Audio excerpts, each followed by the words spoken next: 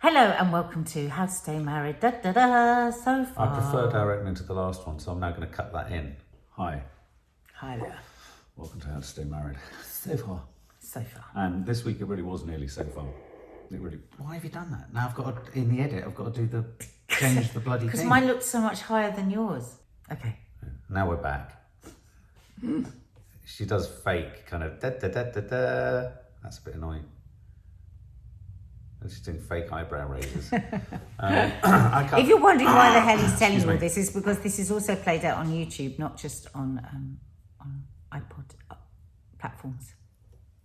You're right, babe. Well, because What if a technology person are we is just using right listening now? to this for the first time, they'll think, why is he saying what she looks like?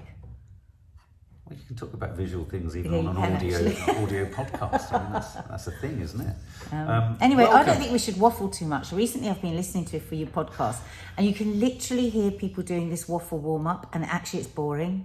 Yeah, but there's one person I could listen to waffle warm up for probably 6 years. Don't say Jason Bateman, because I Jason don't Bateman. even like his waffle warm-up. Do you I'm not? sorry. Not even I with do his- love that podcast, but it was like, get on with it. Oh, well, let's get on with it then. Okay, so I saw an article the other day, and we haven't rowed in a while, and then we had an absolute humdinger of a corker, an absolute cracker, a firecracker, a total sort of head-blowing scorcher of a row.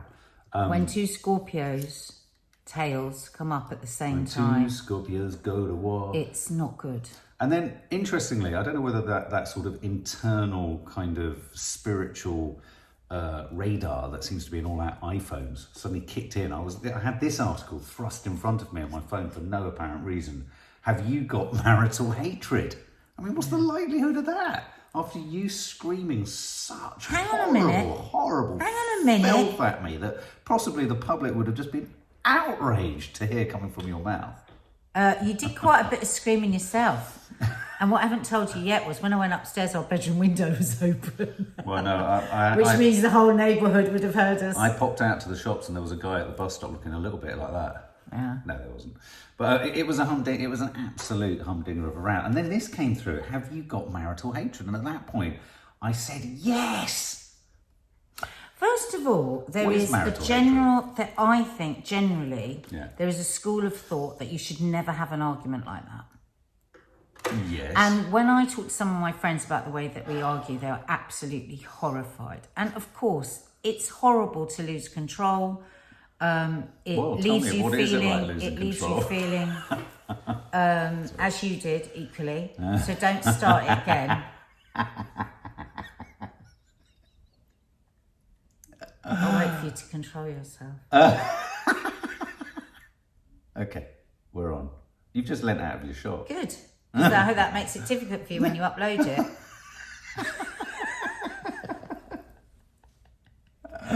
You know, at the moment we're watching Love Island. Don't you think sometimes Davide and Ekin-Su are like the two of us? Oh, it's I very love funny. them. I love them. She nearly went completely mad yesterday and then she controlled herself. I've got a huge But I man digress. crush on Davide, and it's not because of his looks, it's his personality. I know, he's so funny. So funny. But I digress. So first of all, there is, I think, a general school of thought that to lose your shit like Yes. that is always dreadful. Now, if the kids Well, had it's not been here, pleasant. I think we would have controlled ourselves. We wouldn't have lost our We shit wouldn't have like lost that. our shit like that, because I think for other people, so for our neighbours, I apologise. I think then it's awful. But I don't agree that it's always terrible to have a row like that. Yeah. I would prefer not to. I wish we could talk it through, but as you say, it's so rare compared to how often we used to argue like that. It is rare. And I think every so often, it's like a spring clean. A spring clean, like an enema. But you have to have two people who are of a similar kind, because I'm thinking of one particular friend of ours. I bet you know who you are. And I remember her saying to me that there's nothing worse to her than somebody shouting at her.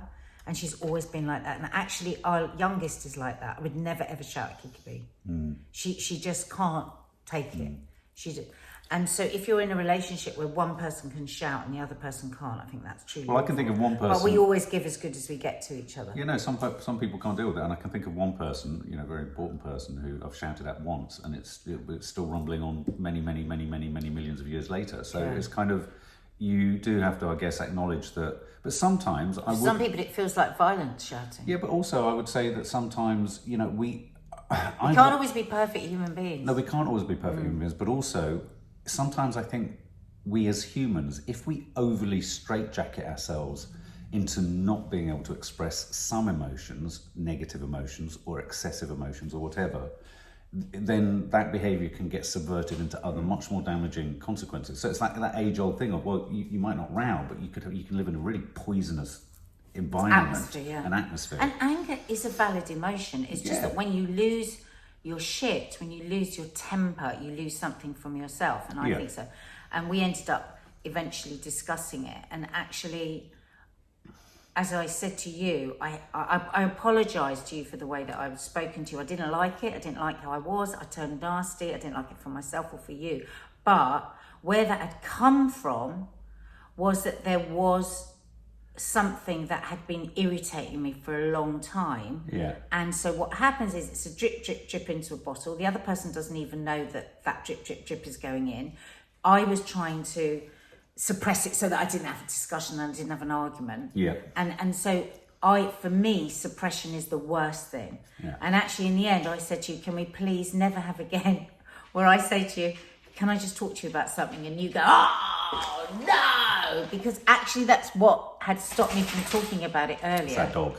Had stopped me from talking about it earlier before I went completely mad. Because and I do think this is quite a male thing. We've talked about this before in Loose Women, actually. Men get very, very uncomfortable when a woman, in my experience, says, can we just sit down and talk about something? Even me just saying it then, you go... Because the reason for it, the reason we don't like it is, there's always such massive generalisation, by the way. There always feels like there's such theatricality around it. So it it wasn't as bloody theatrical as the bloody row that came 6 weeks, but I 8 weeks wasn't solely later. responsible for the row. But what I'm saying is that, that thing of can we... I mean, it's immediately like, it's like, oh, flipping heck. What, it is like because that. I Maybe think there's it's a different very way of saying how to have a chat. Yeah, but I think... by the way, I mean, maybe there's a more incidental way. Well, what I would like from you is to be mature enough to know that when I say, can we talk about something? It's because I want I want to talk about that thing in a focused way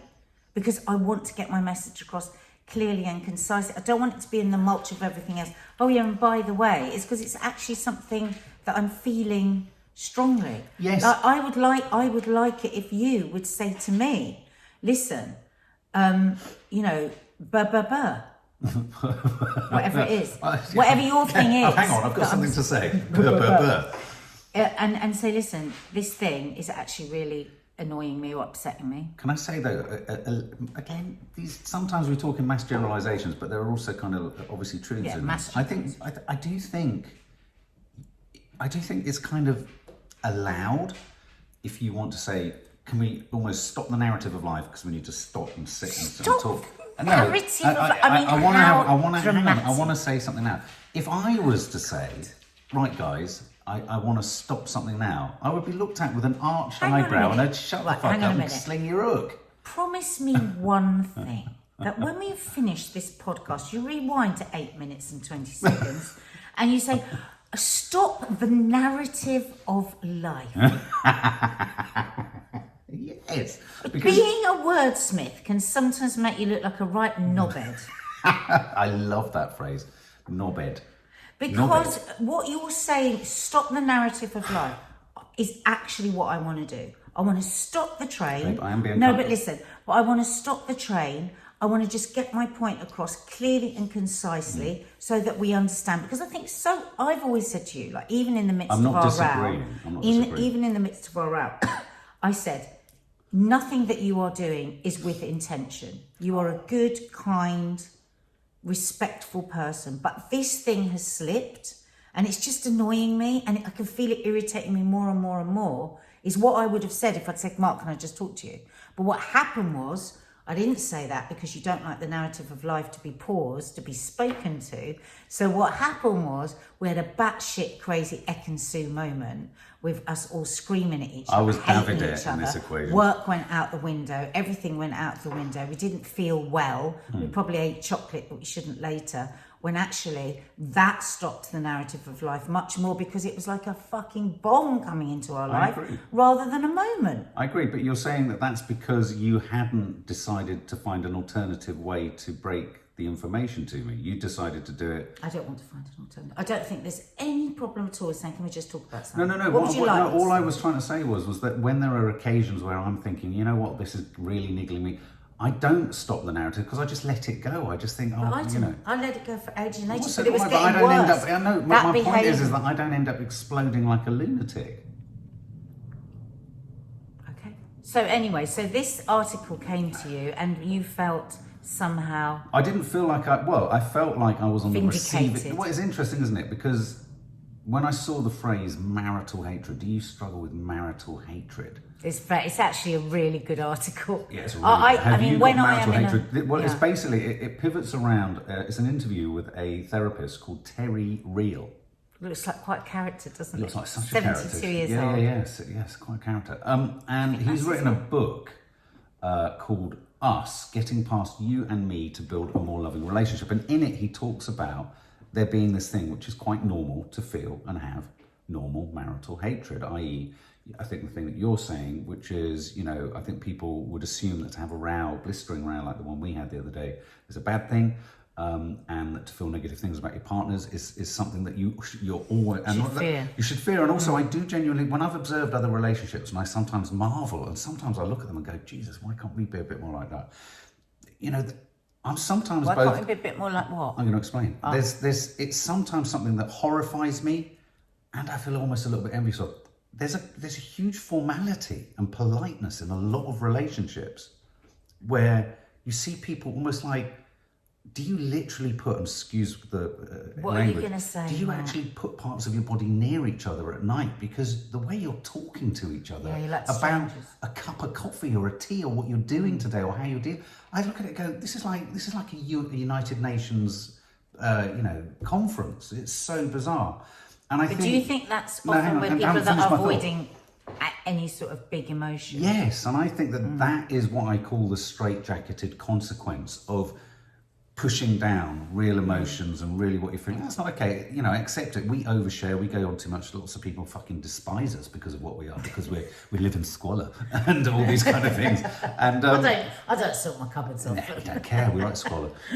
But at the end of the day, that's what we are. You can't change what you are, and that's what we do. And and a lot of people are different, and that's fine. But I do look at it sometimes, and I think, oh, I wonder if life like that would be easier, to not be, easily hijacked, or to feel things so keenly, or to be so sort of raw and easily react to stuff and respond to stuff and be bothered by stuff, and well, maybe it could be more formal and all that. And then I sort of think, but how many people are denying that sort of bubbling, confusing, contradictory, emotional kind of core to just be, what society says you should be, which is non-arguing, and I mustn't hate this person because I'm in love with them. And so as soon as you feel the first sign of hate, you think it must all be wrong. It's like, this isn't right for me. And that's what I liked about this guy and this article, because what he's talking about is the idea that it's very normal to feel extremely negative feelings about each other, to articulate extremely negative feelings about each other. But obviously he talks about, and I think his book is all about, how you can get to a place of balance and how you can work through those negative feelings and make the relationship still work. So it's an intriguing guide. And the book is called, Us, Getting Past You and Me to Build a More Loving Relationship, which I've ordered. He talks about how we carry the trauma from our childhood into our marriages. And we've spoken about this before, haven't we? That our couples therapists have said over the years that that's why it's such difficult therapy, because we're trying to fix what was so wrong in our parents. Yeah. And he'd come from a violent, chaotic. Really his father was an alcoholic, correct me if I'm wrong. Yeah, you're right. And then his wife had an even more chaotic and dramatic childhood. And so that for many years at the beginning, they were acting out those behaviours. Yeah.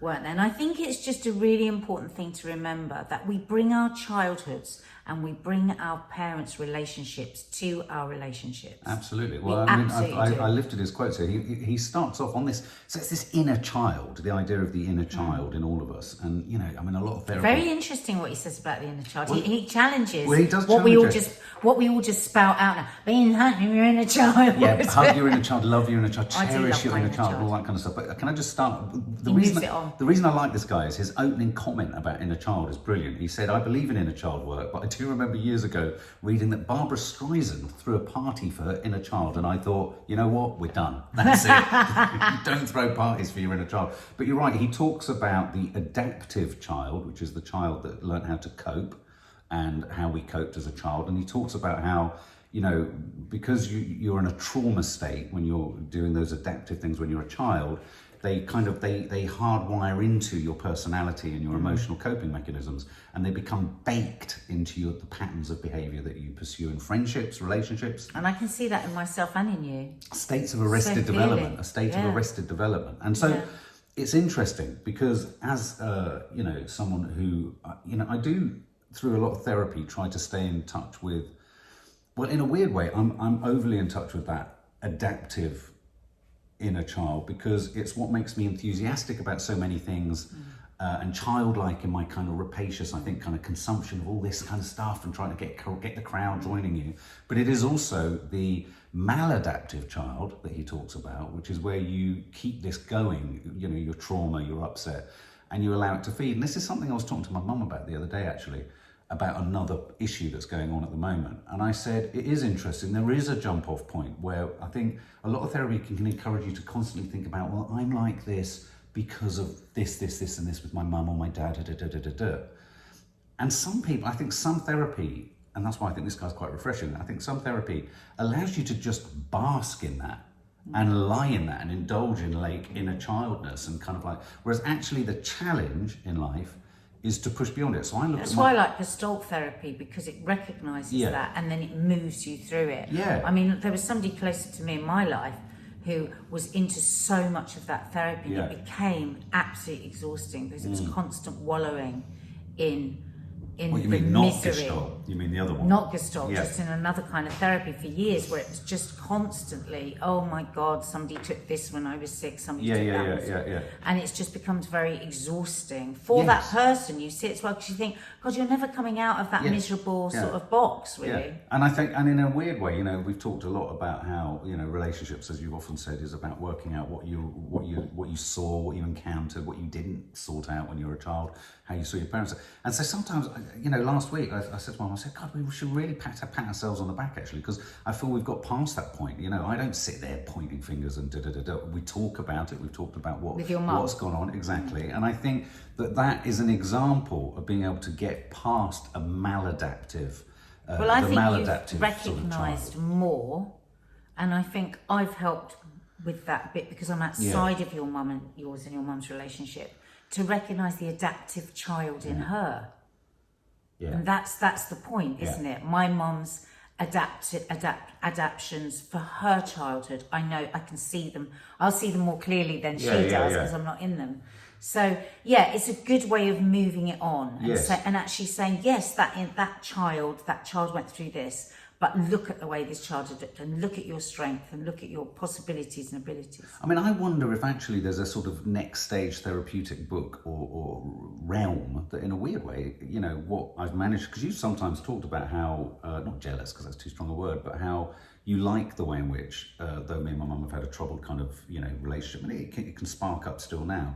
We can talk about stuff. You're very honest with We're each very other. honest with each other. And You I will think tell each other if you piss each other off, or if you... absolutely. But also we will We'll both have a good row. we'll have a good row, but we'll also both go away, and I have to give her credit where credit's due. She'll go away and she'll think about something, which is hard when you're that much older and But you're you a do different that generation, too. and I do that too. There's a similarity I between wonder you. whether sometimes, you know, where this guy is talking about how, so what we're talking about is the idea that you bring all of this baggage into potential relationship. That when you're arguing with your wife, who you kind of hate at that point, and really what you're hating is your childhood and your parents and everything that came in and all that. And he sort of says here, you know, I try to tell clients, you're not dealing with your histrionic mother, you're dealing with your wife or your husband. You're not dealing with your abusive, but what happens is father. it touches the same place of pain. Yes. So it's that, and so I've seen that so clearly through our marriage. Yeah. Because obviously you had real fears of abandonment because you had such a chaotic child, and so sometimes I can literally see the small child. Yes. And that's not in any way demeaning you, but I mean I can see the pain of the child. Yeah. When you feel like there's that's a familiarity happening. to the fear.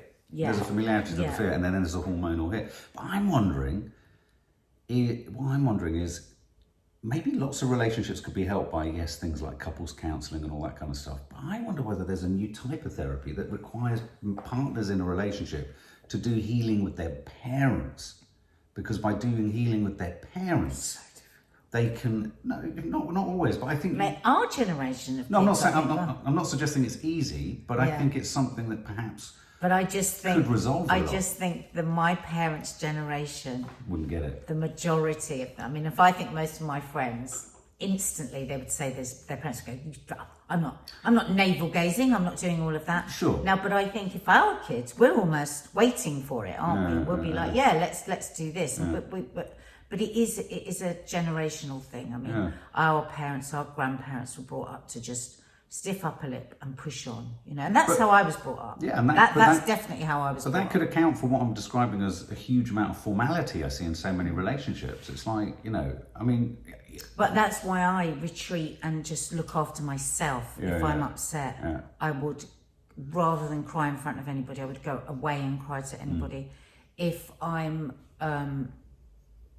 you know, I love to be supportive to people when they're going through shit, but I don't really want support when I'm going through shit. It's bloody annoying. It's really hard. When The adaptive child, that's what it was like. Yeah. That was what it was like. You know, my parents were just 70s parents, you know, so it was like, oh, come on, get on with it. And my dad would be like, come on, put a smile on, people are coming around. So I was just, that's me. That's what I was taught.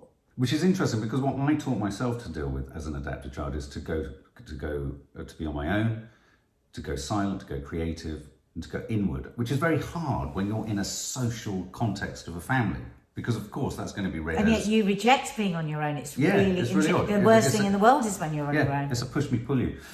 He says about having these intense sort of marital hatred rows, which really are a manifestation of parents. Sorry? I really hated you the other day. Whenever we have a row, I completely and utterly hate you.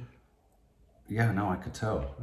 I mean, I do. I just hate you. And then the worst thing that you do is you want me within those moments when I'm feeling that hatred, you won't let me feel it. You want me, because you get anxious about it, you want me to say, but you're not always like this, or but I do love you, or but this. And it's like the worst thing, because it actually prolongs the hatred. I need to have my time of hate. Which is why I've started doing this a lot more in my life. Take a breath, or 10, take a break. I take myself, if you compare us to 15 years ago. Oh God, don't do that. I get in the car and I take myself out. He says, here's his top tips. Take a breath, take a break. I'm a big fan of a break. Take a walk around the block, splash some water on your face, do some meditating, do some breathing. Bring that triggered little boy or girl onto your lap and have a severe chat with them. He says, I have a saying, and this is great. This is a little bit like the other saying that we trot out. You can be right or you can be married. What's more important? And there's the other great one that we love. Better to be kind than be right. And I think that's really important. You can be right or you can be married. So sometimes I think you just have to decide which of the battles you want to fight and win. Because nobody in any marriage thinks they're the one that is heard or they're the one that is there. I mean, it's just part of marriage. Obviously, there are people that are heard a lot more than other people, and I think we hear each other a lot of the time. But there's always room for improvement. People always want more than they've got, of feeling heard. Yeah, I mean, maybe that's just the human condition. Just the human condition. I think the human condition is that whatever you have, you feel that there's something. And I think there's something more that could be listened to. There's something more. But that's the part of being human that really stresses me out. Is that, and it goes back to almost something that I'm constantly trying to explore around mental health. Is what is that place that we're aiming for? Where is that Shangri-La? Why are we all in this on this sort of? Sorry. I don't think like that. I do. I feel like I'm on a hamster wheel. Because I just chasing something think that's if I not- think ahead of it, Yeah. it screws my head up so badly that I can't do it. Mm. I think the same as you, but I think I've just controlled it to stay in today, because I remember when I was a kid, I used to ask a lot of the questions that you still are asking, you know, existential questions. And I was very, very dissatisfied with how I was left feeling when I tried So to am find I. an answer, So am or I. somebody else gave me the answer, so I stopped asking those questions. So if right here, right now, today, I am communicating well with you and I'm having a good day, I don't think about what I'm going to be like in a year, or what is the purpose of this? What is the purpose No, I'm not literally thinking. No, but what is the purpose of this journey with another human being is not a good question. Right. Okay. Because you'll get your knickers in a twist. I mean, it's not going to lead you anywhere. That's why I to walk with any a slight place of limp comfort. all the time, because I'm A, wearing knickers, which is very odd, and B, they're always in a Always in a fucking twist. I love that He saying. he goes on to talk about this chap that the interviewer asks him, you know, but what about if you just don't fancy each other anymore? If you just don't like each Oh, other? I liked this stuff that he said about and he this. talks into it. He says, I don't believe it. He says, I don't like people taking passive victim positions. This just happened to me. I just stopped fancying I someone. fell in love. Or I where fell was in the love. hole? Yeah. Where was the hole He says that this you fell is into? nonsense. It's like- Nothing just happens to you. It's a process. So there's no such thing as we just don't fancy each other anymore. You did once. What the hell happened to you? Yeah. You know, I like that.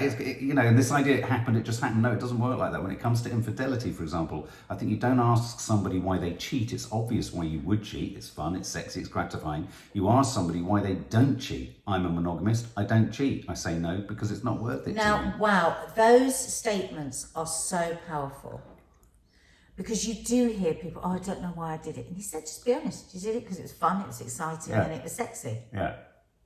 So it was fully indulgent in those Yeah. desires, Yeah. you know. And you can just make the decision that you're not going to do that. Yes, exactly. And it is as simple as that. Yeah. You don't even allow yourself to consider it. Yeah. Because you are a monogamous, like saying, I am a vegan. I am a vegetarian. But it doesn't stop the fact that people. So is that not? It's quite confusing, isn't it? Is that not like a green light? If you feel the inclinations, oh, well, I can just justify it. It's kind of it's exciting. It's this, it's that, and it leaves some. No. How the hell, out of what I just said, did you hear No, that? not you. Him. I mean, in a No, way, but- you but could read no, that in I quite just confusing said- fashion. No, I'm saying what he's saying is there isn't an excuse. No. Because the reason you did it is for nothing more complicated Right. than it's fun. Right. So it's not And necessarily you've a problem made in the your decision relationship. somewhere to not be a monogamous person. Right. Because if you've made the decision to be a monogamous person, you're not going to have sex with other people. That's very interesting, and almost what we're seeing in Love Island today is the way in which, is it Jack, the Can't believe we move. keep bringing Love Island. No, I'm no, so no, sorry but for those of no, you that but don't watch it. Well, I like to think we cradle the towers of We pop do. culture and esoteric thought.